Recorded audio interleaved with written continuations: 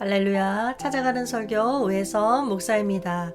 오늘 우리를 찾아오신 하나님의 말씀은 에스겔서 47장 12절 말씀입니다. 강 좌우가에는 각종 먹을 가실나무가 자라서 그 잎이 시들지 아니하며 열매가 끊이지 아니하고 달마다 새 열매를 맺으리니 그 물이 성소를 통하여 나옴이라. 그 열매는 먹을 만하고 그 잎사귀는 약재료가 되리라. 아멘. 우리 하나님의 말씀이었습니다. 자, 오늘 본문인 에스겔서는 포로기 중간에 쓰여진 책입니다. 1장 1절을 보면 이렇게 시작되죠. 내가, 즉 에스겔을 말하죠. 내가 그발강가 사로잡힌 자 중에 있을 때 하늘이 열리며 하나님의 모습이 내게 보이니. 하늘이 열리고 하나님의 개입하신다는 것으로부터 시작됩니다. 유다 백성은 하나님 말씀에 불순종하고 우상을 섬긴 결과 예루살렘과 성전이 황폐화되었어요. 그리고 바벨론의 포로로 끌려가게 되었습니다. 그런 그들에게 하나님께서는 회복의 약속을 해주시는 거예요.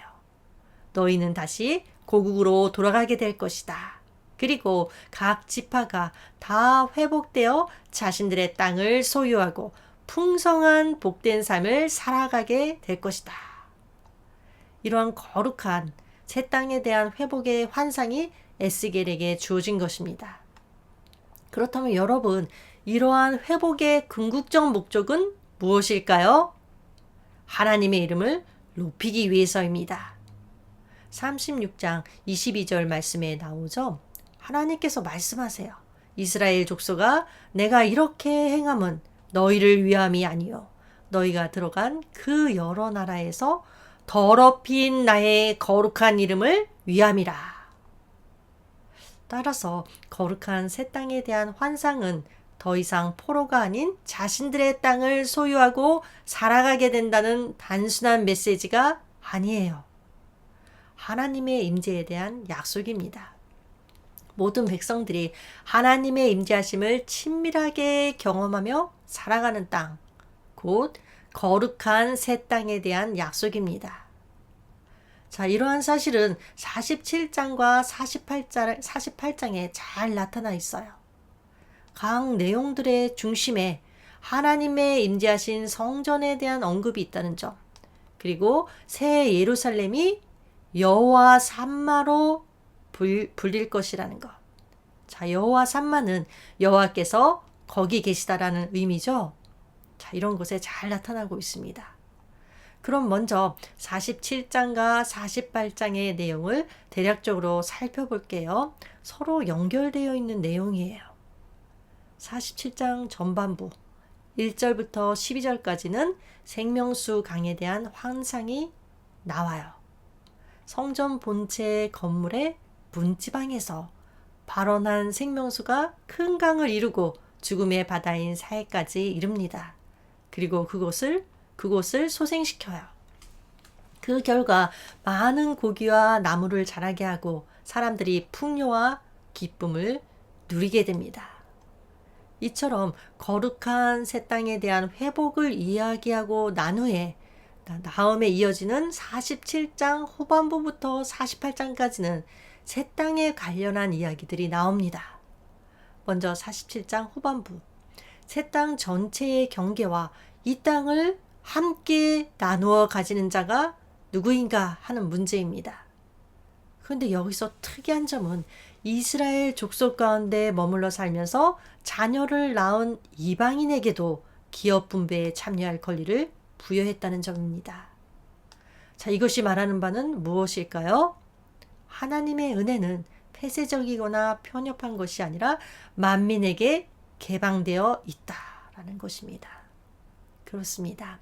하나님께서 명하신 법을 따라서 성결하게 살아가는 사람은 누구나 다 하나님 나라의 백성으로 하나님의 은혜를 누릴 수 있습니다.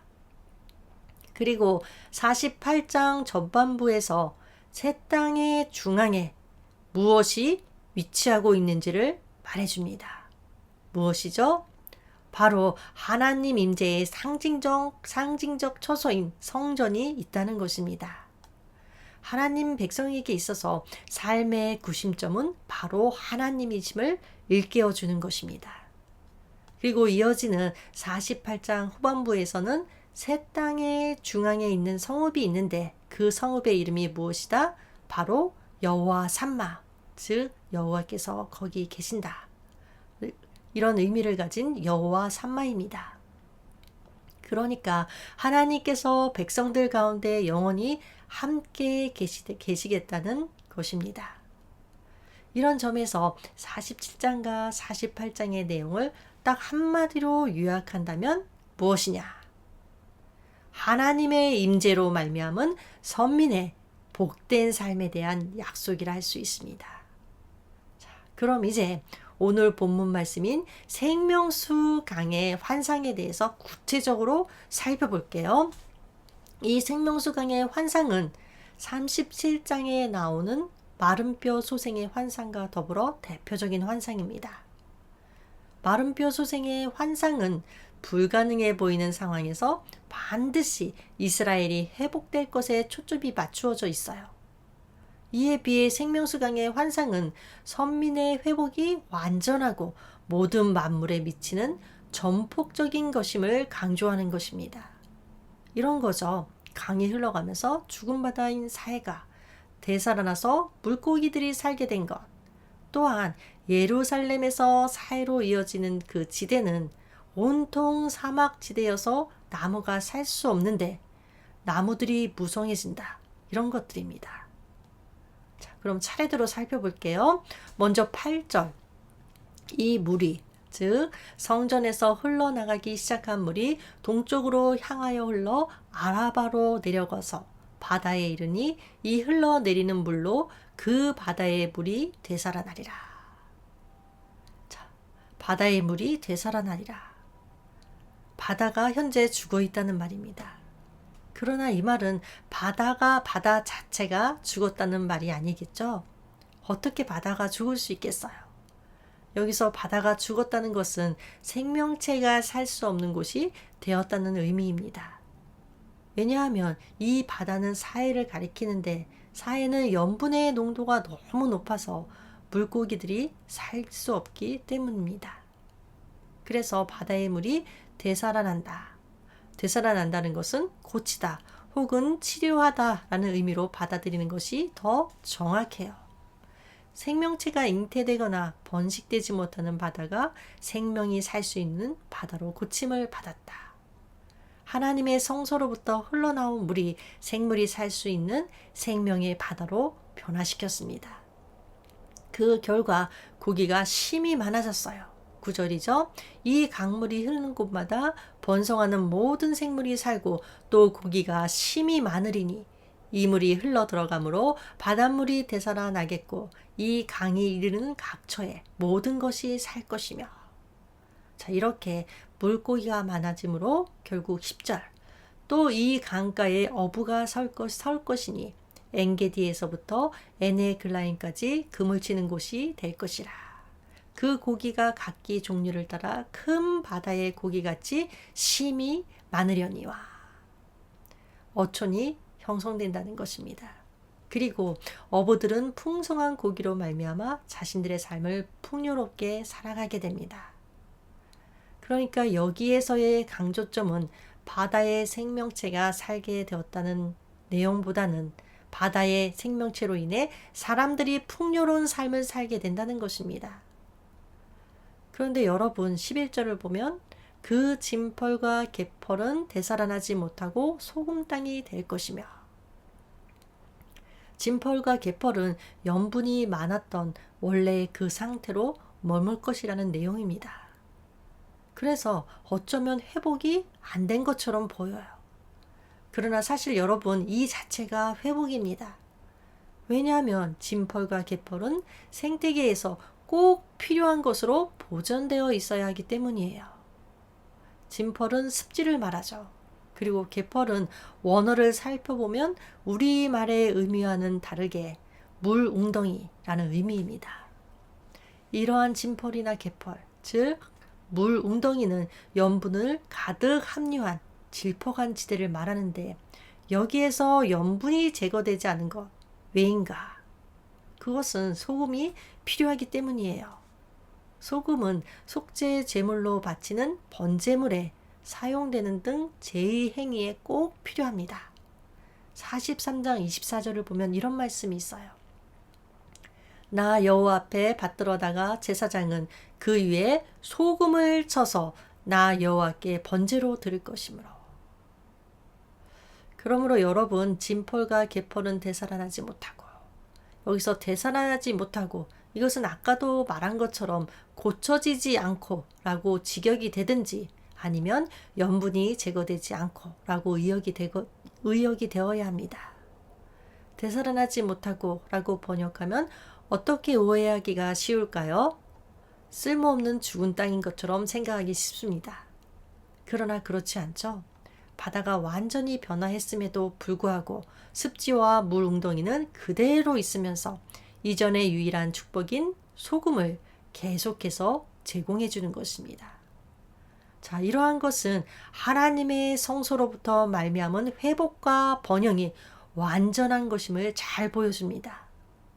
그런데 여러분, 7절을 보면 강 좌우편에 나무가 심이 많다고 하죠. 이 또한 결코 쉽게 간과할 수 없는 놀라운 일입니다. 성전에서 발원한 물이 사해로 흘러 들어가기까지의 땅은 대부분 유다 강야로 불리는 사막지대예요. 10절을 보면 엔게디와 에네글라임이라는 두 지명이 나오는데 이곳은 어떤 곳이냐? 사해의 서편 중간과 북단에 위치한 오아시스 지역이에요. 이 두 지명이 암시하는 것처럼 예루살렘에서 사해로 이어지는 지대는 온통 사막지대로 나무가 살 수 없는 곳이에요. 그런데 바로 그러한 사막지대를 성전에서 발원한 그 강물이 흐르면서 그 강가의 나무들이 무성하게 자라게 된다는 것입니다. 그리고 12절에 의하면 이 나무들은 각종 열매가 끊이지 않아서 하나님 나라의 백성들이 그 열매를 식용으로 사용하고 또한 그 나무의 잎사귀는 약재로 사용된다는 것입니다. 12절 말씀 볼게요. 강 좌우가에는 각종 먹을 가실나무가 자라서 그 잎이 시들지 아니하며 열매가 끊이지 아니하고 달마다 새 열매를 맺으리니 그 물이 성소를 통하여 나옴이라. 이 열매는 먹을 만하고 그 잎사귀는 약 재료가 되더라. 자, 성소에서 흘러나온 물은 이전에 그 인간의 죄에 따른 하나님의 심판으로 말미암아 피폐해졌던 자연환상을 회복시키고 그에 따라 하나님의 백성을 위한 풍요로운 삶의 터전을 마련한 것입니다. 자, 그럼 다시 한번 성전에서 흘러나온 물에 대한 묘사를 살펴볼게요. 8절에서는 죽은 바다를 살리는 물이었어요. 9절과 10절에서는 바다의 생물을 번성하게 하는 물, 12절에서는 각종 열매와 잎사귀를 풍성하게 하는 물입니다. 이런 점에서 에덴 동산에서 흘러나오는 물의 이미지와 일치하는 부분이 많아요. 하나님과 사람이 함께 거하며 교제하던 공간이었던 에덴 동산에서 발원하여 흐르는 물은 어땠습니까? 에덴 동산에 가실나무를 번성하게 하므로 인간이 그 열매를 따먹게 했어요. 이처럼 똑같이 하나님과 사람이 만나는 장소였던 성전에서 흘러나오는 물도 어떻습니까? 메마른 가나안 땅을 기름지게 만들고 가실나무를 잘 자라게 해서 풍성한 열매를 거둘 수 있게 합니다. 그렇다면 이처럼 생명수 강이 성전에서 발원하여 유다 전역을 거치면서 사막이 낙토가 되게 하고 풍성한 열매를 맺는 나무들이 가득하게 한 것, 그리고 죽음의 바다 사해까지도 소정케 하고 생명력이 넘치는 바다가 되게 한 것, 이 같은 사건들의 시발점이 어디일까요? 더 쉽게 말하면 어떻게 해서 성전에서 생명수가 흘러나오게 되었는가 하는 문제입니다.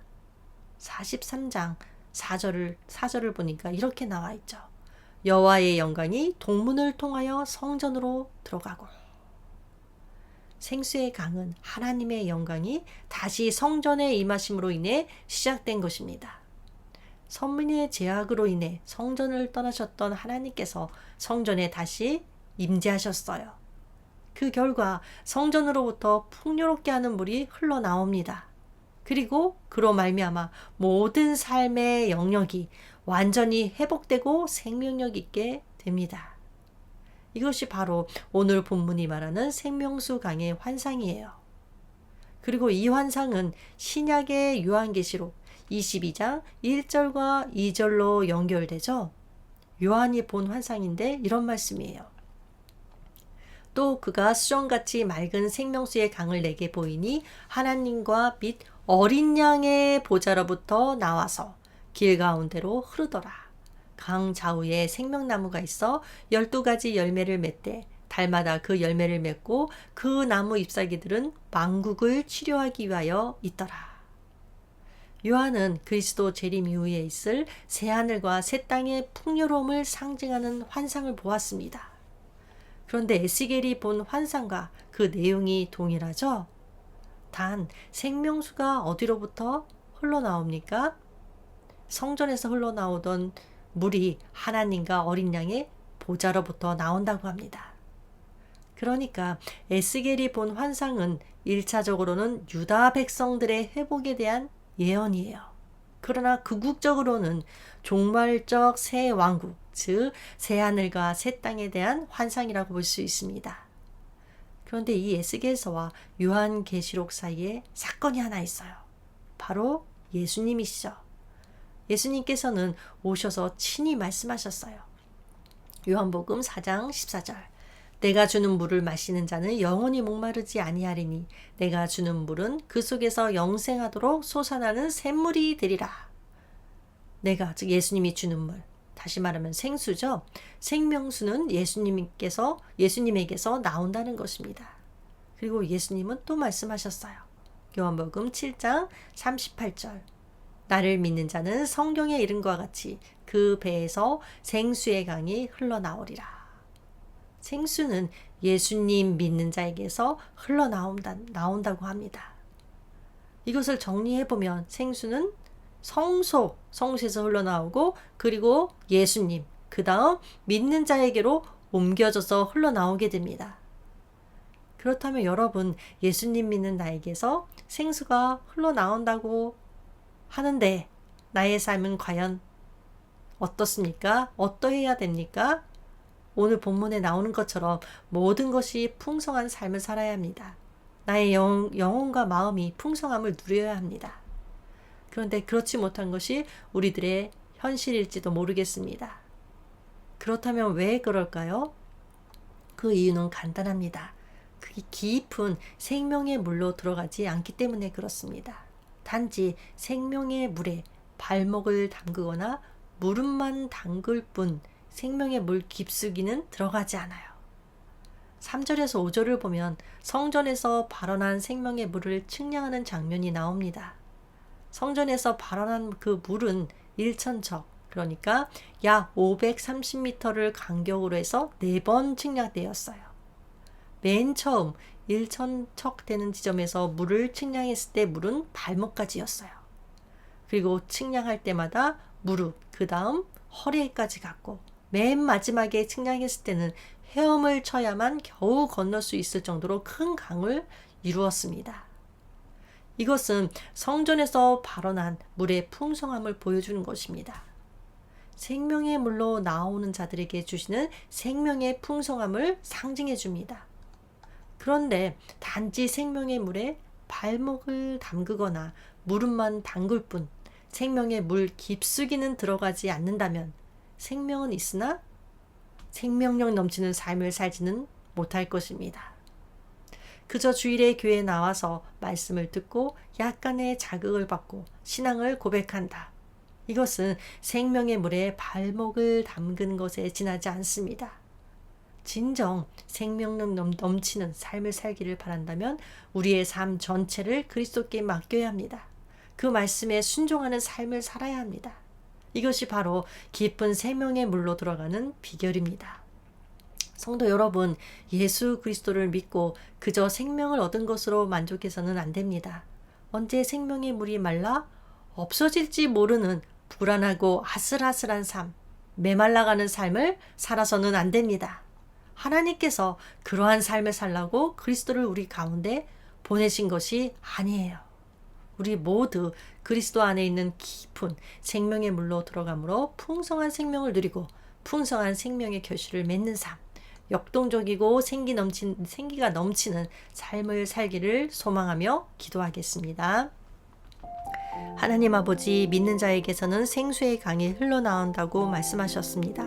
그러하니 우리의 심령에서 솟아나는 그 생수가 우리의 주변을 적시게 하시고, 그래서 생명이 살아나는 역사가 일어날 수 있도록 저희들을 사용하여 주시옵소서.